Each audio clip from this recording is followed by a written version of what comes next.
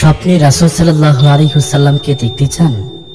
একদিন এক ছাত্র তার শিক্ষককে বলল, আমি কিভাবে স্বপ্নে রাসূল সাল্লাল্লাহু আলাইহি ওয়াসাল্লামকে দেখতে পারবো?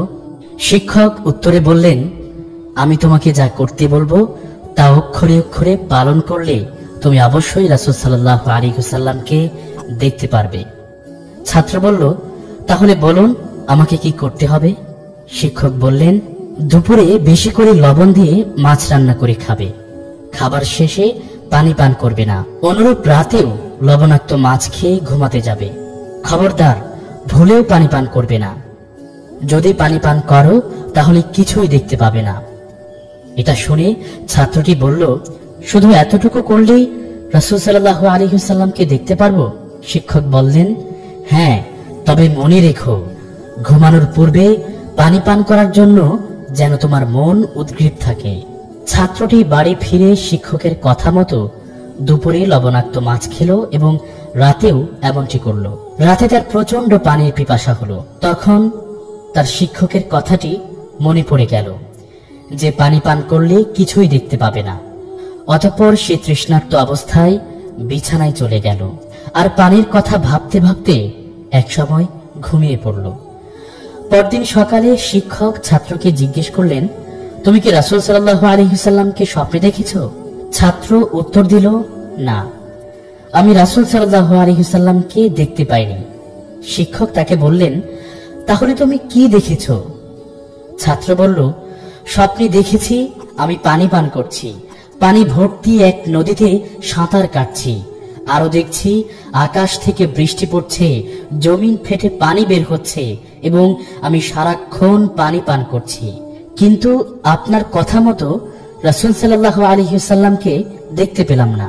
সব শুনে শিক্ষক মুচকি হেসে বলে উঠলেন, কাল পানি নিয়ে যতটা ভেবেছো ততটা যদি রাসূল সাল্লাল্লাহু আলাইহি ওয়াসাল্লামকে নিয়ে ভাবতে, গত রাতে পানির জন্য তোমার মন যতটা ব্যাকুল হয়ে পড়েছিল, ঠিক তেমনি যদি তোমার মনটা রাসূল সাল্লাল্লাহু আলাইহি ওয়াসাল্লামের জন্য ব্যাকুল হয়ে পড়তো, তাহলে অবশ্যই তুমি রাসূল সাল্লাল্লাহু আলাইহি ওয়াসাল্লামকে দেখতে পেতে।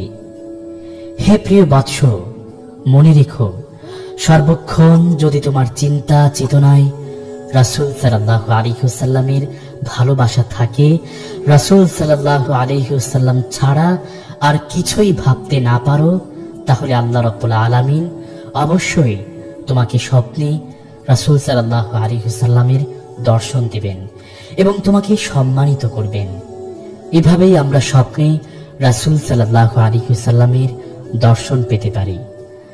মুসলিম শরীফের হাদিসে আছে, হযরত আবু হুরায়রা রাদিয়াল্লাহু তাআলা আনহু হতে বর্ণিত, তিনি বলেন, রাসূল সাল্লাল্লাহু আলাইহি ওয়াসাল্লাম বলেছেন, যে লোক আমাকে স্বপ্নে দেখলো সে অবশ্যই আমাকে দেখেছে, কারণ শয়তান আমার আকৃতি ধারণ করতে পারে না।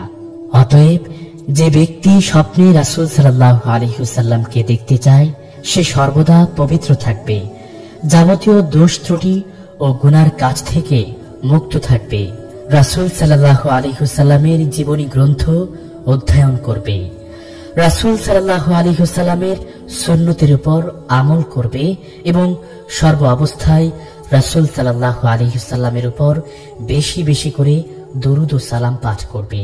কমপক্ষে হলেও দিনে 10 বার দরুদ পাঠ করবে। বিশেষ করে শুক্রবারে দরুদ পাঠে অধিক গুরুত্ব দেবে। উপরে উল্লেখিত আমলগুলো যদি আমরা করি তাহলে অবশ্যই আমরা রাসূল সাল্লাল্লাহু আলাইহি ওয়াসাল্লামকে স্বপ্নে দেখতে পাবো ইনশাআল্লাহ। হে আল্লাহ, আমাদের সকলকে স্বপ্নে নবী করিম সাল্লাল্লাহু আলাইহি ওয়াসাল্লামের দর্শন লাভ করার তৌফিক দান করুন। আমিন।